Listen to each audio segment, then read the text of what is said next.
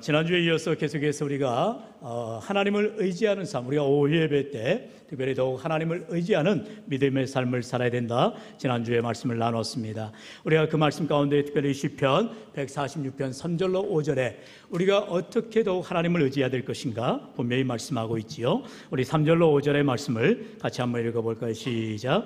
귀인들을 의지하지 말며 도울 힘이 없는 인생도 의지하지 말지니 그의 호흡이 끊어지면 흙으로 돌아가서 그날에 그의 생각이 소멸하리로다.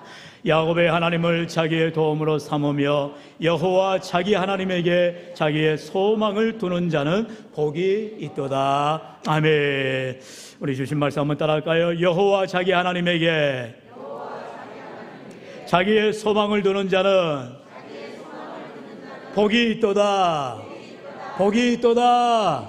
할렐루야. 저와 여러분은 복된 사람이 되어야 할 줄로 믿습니다. 여러분, 오늘 성경은 5절로 6절에는 저주받는 사람의 모습을 얘기합니다. 하지만 7절로 8절에서는 복을 받는 사람에 대해서 성경이 분명하게 말씀하고 있어요. 왜 그럴까요? 우리 인생 가운데 생사화복, 우리의 삶의 모든 것을 주관하신 분이 하나님이시기 때문인 것입니다. 여러분 꼭 기억하셔야 될 것은 내가 어떻게 사느냐에 따라서 결과를 얻는 것이 아니에요. 여러분, 우리가 저주를 받는 사람이 되냐 축복을 받는 사람이 되냐는 나에 의해서 결정되는 것이 아닙니다. 누구에 의해서요? 하나님에 의해서 결정되어지는 것입니다. 여러분, 우리 인생이 바로 이와 같이 모든 것이 하나님에게 달려있다는 것을 믿는 자들이 저와 여러분인 것입니다. 그리스도인, 우리가 예수 그리스도가 나의 구주가 되심을 믿음으로 고백하는 자들이 이 시간에 모여서 함께 찬양하며 예배하며 주님 앞에 나아가는 것입니다. 나를 믿는 사람이 여기 앉아있을 이유가 없어요.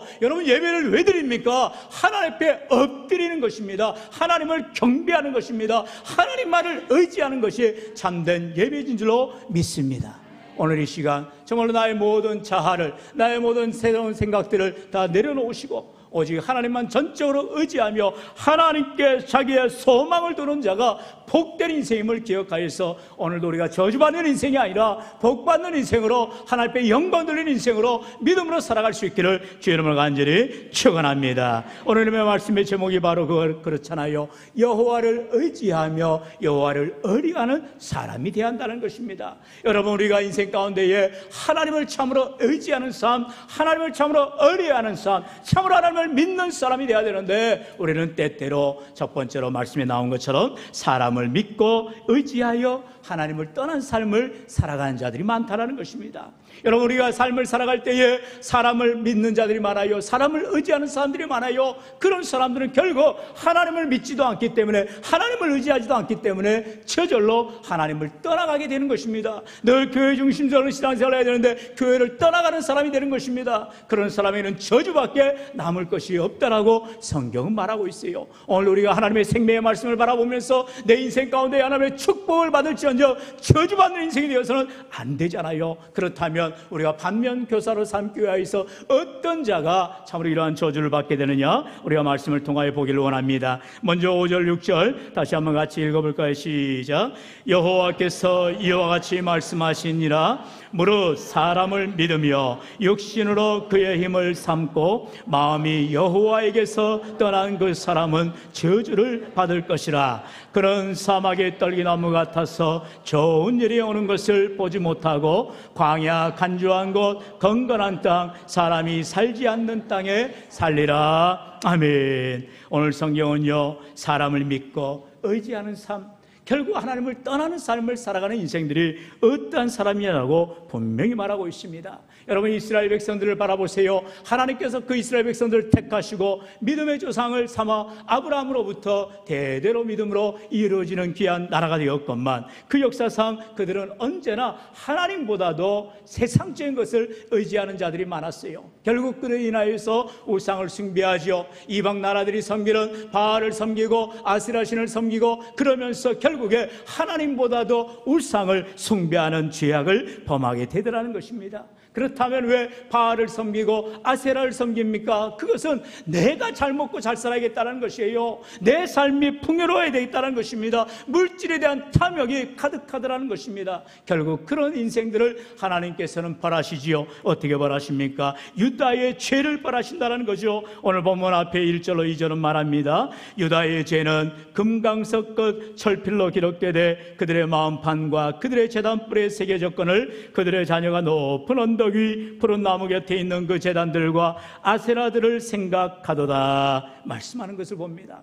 세상을 생활하며 세상을 의지하고 물질을 의지하고 우상을 섬기는 이 죄악을 범하는 유다의 죄, 결국 이스라엘은 어떻게 됩니까? 역사적으로 BC 722년 북이스라엘이 먼저 아수리아에서 멸망을 당합니다. 그리고 586년 어떻게 됩니까? 남유다도 바벨로니아에서 멸망을 당하게 되죠. 하나님께서는 이스라엘 백성들로 하여금 하나님을 섬기고 하나님을 사랑하고 하나님을 의지하라고 하였건만 세상을 의지하고 그리고 물질을 의지하며 나아가는 인생들을 하나님께서 이웃 나라들을 강대국들을 통하여서 멸망케 하시고 포로 생활 가운데 고통 가운데에 내몰게 되는 것을 보게 됩니다. 왜요? 그 고통을 통하여서 주님의 은혜 앞에 주님의 보좌 앞에 나아오라는 것입니다. 오늘도 우리 인생 가운데에 사람을 의지하거나 물질을 의지해서는 안 되는데 여전히 인간을 의지하고 인간을 믿고 그저 어려운 가운데 살아가는 자들이 얼마나 많아요. 그래서 오늘 본문 이후에 9절에서는 말합니다. 만물보다 거짓되고 심히 부패한 것은 마음이라고 말하고 있어요. 우리 인생 가운데 만물보다 부패한 인간의 마음 때문에 결국 부패하게 되어지고 결국 그 죄악으로 말미암아 하나님을 떠나게 된다는 것입니다. 그것을 로마서 1장에서는요 구체적으로 말합니다. 28절로 31절의 말씀 조아름에 한 절씩 교독해 볼까요? 제가 먼저 28절 또한 그들의 마음에 하나님 두기를 싫어하며 하나님께서 그들을 그 상실한 마음대로 내버려 두사 합당하지 못한 일을 하게 하셨으니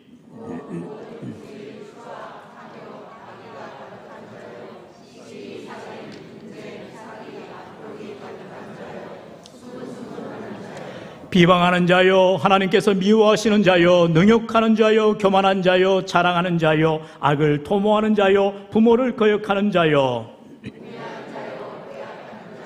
무정한 자요, 무자비한 자라. 아멘. 오늘 로마서 1장에서 바울은 그렇게 말하고 있지요. 하나님을 마음에 두기 싫어하더라는 것입니다. 왜요? 하나님을 의지해야 되면 하나님을 바라보면 믿음으로 살아갈 것만 지금 당장 내 눈에 보이는 좋은 것들을 의지하고 사람을 의지하고 물질을 의지하는 이러한 부패한 마음을 가지고 있기 때문이라는 것입니다. 여러분 오늘도 우리 인생 가운데 이러한 하나님이 싫어하시는 것들을 멀리할 수 있기를 바랍니다. 왜요? 하나님을 의지하는 자가 복된 인생이 되기 때문인 것입니다. 이와 같이 하나님을 의지하지 않고 인간을 의지하는 사람들의 결국의 모습, 그들의 말로가 어떻게 되는 것을 봅니까? 본문은 그렇게 말하지 않아요. 결국에 하나님의 심판과 저주가 임하게 된다고 말씀하지요. 6절은요 하나님의 떠난 그 사람들이 떨기나무 같은 비유를 통하여서 말합니다. 우리 6절 말씀 같이 읽어보죠. 시작.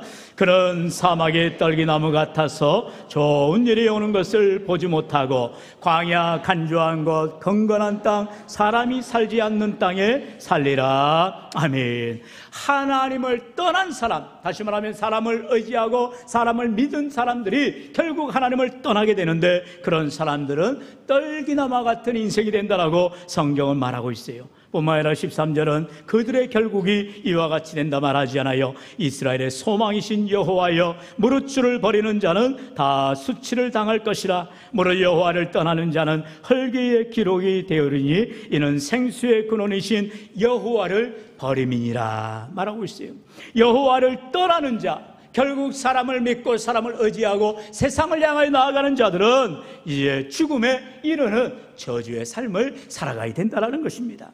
여러분 오늘도 우리 인생 가운데에 우리가 세상을 향해 나아가는 인생이 아니라 사람을 믿고 의지하는 인생이 아니라 오직 주님 앞에 나와 하나님을 믿고 하나님을 의지하는 전적으로 신뢰하는 믿음의 삶이 되기를 축원합니다. 바로 두 번째로 하나님을 믿고 의지하여 하나님을 찾는 삶을 살아가라는 것입니다.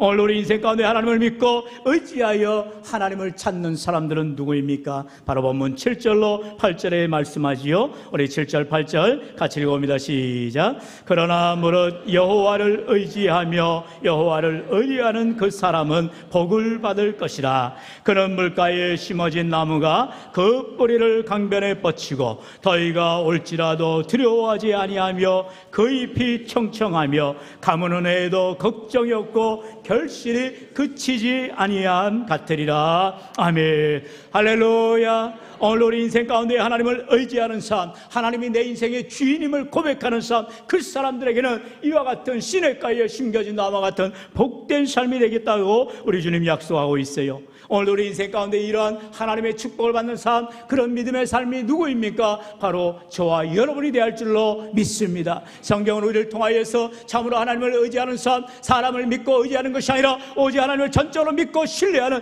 믿음의 삶을 살아가라고 말씀하세요. 누구예요? 바로 다윗입니다. 하나님께서는 사도행전 13장에 말씀한 바와 같이 이는 내 마음에 맞는 사람이라 놀라운 칭찬을 하는 것을 보게 됩니다. 하나님의 마음에 맞는 사람, 정말 하나님의 마음에 합한 사람, 하나님이 기뻐하시는 사람이 다윗이었다는 거예요. 왜 그랬어요? 여러분, 다윗의 인생을 바라보세요. 다윗은 그가 복받은 인생이 아니었다니까요. 지난주에도 말씀을 잠깐 나눴듯이 그 형제들 가운데에 첫째, 둘째, 셋째가 다 이스라엘의 왕이 되겠다라고 사무엘 선지자 앞에 서게 됩니다. 당연하지요. 장자입니다. 20살이 넘었어요. 당장이라도 그 나라를 이끌어갈 인물입니다. 지도자감입니다. 그러나 하나님께서는 사무엘 선지자를 통하여서 기름을 붓지 아니하게 하시는 거예요. 사람을 통해서도 외모를 통해서도 판단하지 않으시는 하나님, 바로 중심을 보시는 하나님, 다윗을 향하신 하나님의 마음이 분명하시더라는 거예요. 얼마나 놀라운 일입니까? 하나님께서는 가장 말죄, 어찌 보면 가장 힘이 없고 연약하고 가장 미약한 그 다윗을 하나님이 기억하고 계시다는 거예요. 오늘 우리 인생 가운데에 참으로 세상 가운데에서는 힘 있는 사람, 돈 많은 사람, 능력 있는 사람, 권력 있는 사람이 쨍쨍거리고 살아갑니다. 그러나 하나님은 그런 사람들은 관심 없어요. 어떤 사람에게? 하나님을 믿는 사람에게, 하나님을 의지하는 사람에게 하나님이 힘이 되어주시고 능력이 되어주시는 줄로 믿습니다. 여러분, 혹시라도 제 설교를 듣다가 아이고 그러면 내가 세상에서는 별볼 없어도 되겠네. 아니에요. 여러분, 전혀 그렇지 않죠. 하나님을 믿는 사람들은 세상 가운데서도 칭찬과 상급을 받게 돼 있다는 거예요. 왜 그렇습니까? 하나님 앞에 신실한 사람인데 세상에서는 더 신실하지 않겠어요? 하나님 앞에 충성하는데 세상 사람들에게 더 충성하지 않겠어요? 우리가 믿음의 삶을 살아간다면 이처럼 하나님이나 사람들에게나 어디에서나 인정받는 삶, 기쁨의 삶을 살아갈 줄로 믿습니다. 다윗이 그러한 삶을 살았어요. 그래서 다윗은 시편의 18편에서 그런 믿음의 삶의 고백을 하잖아요. 나의 힘이 되신 여호와여, 내가 주를 사랑하나이다. 하나님을 사랑하는 다윗, 하나님이 힘으로 삼는, 하나님이 나의 능력의 힘을 삼는, 하나님을 온전히 의지하는 삶을 하나님 앞에 믿음으로 고백하는 다윗이라는 거예요. 오늘 우리 인생 가운데 이처럼 세상 가운데 의지하는 인생이 아니라 하나님을 의지하는 사람, 결코 망하지도 않고 결코 실패하지도 않고 결코 좌절하지 않도록 붙들어 주실 줄로 믿습니다. 왜요? 내 힘을 의지하는 것이 아니라, 누구를 믿고 의지하는 것이 아니라 오직 나의 힘이 되신 하나님을 전적으로 신뢰하며 나아가기 때문에 우리 하나님께서 반드시 승리케 하여 주실 줄로 믿습니다. 우리 다 함께 시편 18편 1절로 2절을 같이 고백해 볼까요? 시작. 나의 힘이신 여호와여, 내가 주를 사랑하나이다.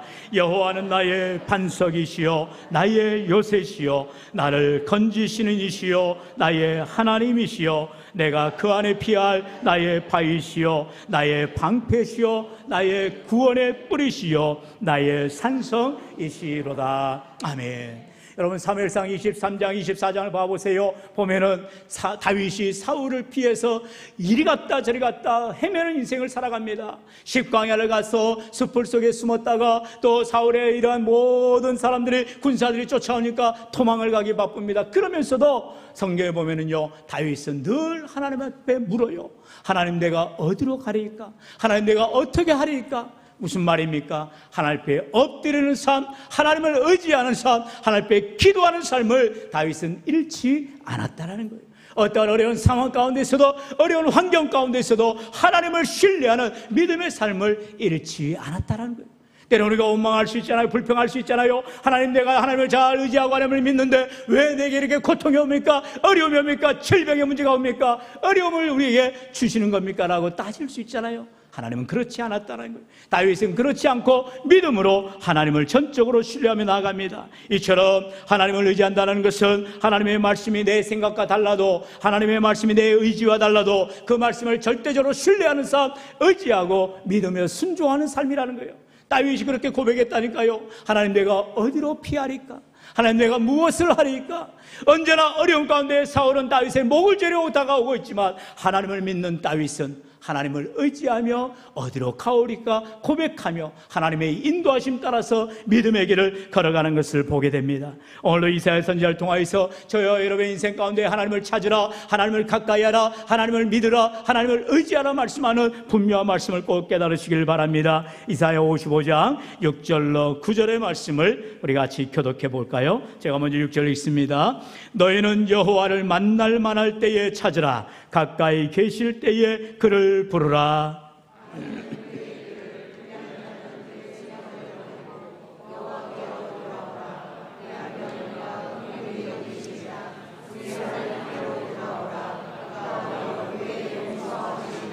이는 내 생각이 너희의 생각과 다르며 내 길은 너희의 길과 다름이니라. 여호와의 말씀이니라.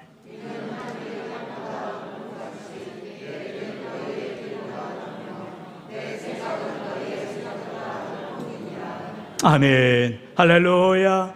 우리 6절 말씀 한번 다시 따라할까요? 너희는 여호와를 만날 만할 때에 찾으라. 할렐루야. 우리는 언제나 하나님을 만날 만할 때를 하나님께서 허락하시더라는 거예요. 어려움을 당했습니까? 고난을 당했습니까? 질병 가운데, 고통 가운데 있습니까? 자녀의 문제로 인해서 너무나 힘들어하고 있습니까? 그때가 하나님을 만날 만할 때라는 것이에요. 나를 더 이상 의지할 수 없고, 나를 더 이상 신뢰할 수 없고, 세상 사람 바라볼 수 없고, 세상 사람 의지할 수 없을 그때가 바로 하나님을 만날 만할 때요, 하나님을 의지할 때요, 하나님 앞에 가까이 나아가야 될 은혜의 때인 줄로 믿습니다. 사랑하는 성도 여러분, 오늘도 하나님은 때에 따라서 우리에게 고난을 허락하실 때가 있다는 거예요. 어려움을 허락하실 때가 있다는 거예요. 질병을 허락하실 때가 있다는 거예요. 내가 어찌할 수 없는 문제로 인해서 고통 가운데에 처하게 할 때가 있더라는 것입니다. 왜요? 하나님을 만나라는 것입니다. 하나님을 전적으로 신뢰하라는 것입니다. 하나님을 의지하는 삶을 살아가라 말씀하고 있어요. 하나님의 생각은 우리의 생각과 다릅니다. 하나님의 길은 우리의 길과 다릅니다. 그 하나님의 생각으로 하나님의 길로 나아가기 위해서 하나님 앞에 엎드리시고 주님을 더욱 신뢰하며 나아갈 수 있기를 축원합니다. 그래서 시편 34편은 그렇게 고백하지요. 우리 8절로 10절 같이 읽어볼까요? 시작. 너희는 여호와의 선하심을 맛보아 알지어다. 그에게 피하는 자는 복이 있도다. 너희 성도들아 여호와를 경외하라. 그를 경외하는 자에게는 부족함이 없으리라. 젊은 사자는 궁핍하여 지릴지라도 여호와를 찾는 자는 모든 좋은 것에 부족함이 없으리로다. 아멘. 할렐루야. 성경은요, 하나님을 찾으라는 거예요. 하나님께 피하라는 거예요. 왜요? 하나님께서 좋은 것들로, 하나님께서 부족함이 없는 것들로 우리에게 채워주시기 때문인 줄로 믿습니다. 아직까지도 하나님을 찾지 않는 자가 있다면, 아직까지도 하나님을 의지하지 않는 자가 있다면 나를 의지하는 거예요. 나를 믿는 거예요. 그런 자는 하나님은 내버려 두시는 것입니다. 결국에 이렇게 저렇게 다 망하고 엎드리고 나서야 비로소 하나님 앞에 나올 때는 늦어요. 하나님 앞에 지금 속히 나오시고 하나님을 의지하시고 주님만을 신뢰하며 믿음으로 간구할 수 있기를 축원합니다. 왜요? 오늘도 우리는요, 도울 힘이 없는 인생을 더 이상 의지할 인간이 되어서는 안 되기 때문인 것입니다. 오직 하나님을 신뢰하는 자들이 되라는 거예요.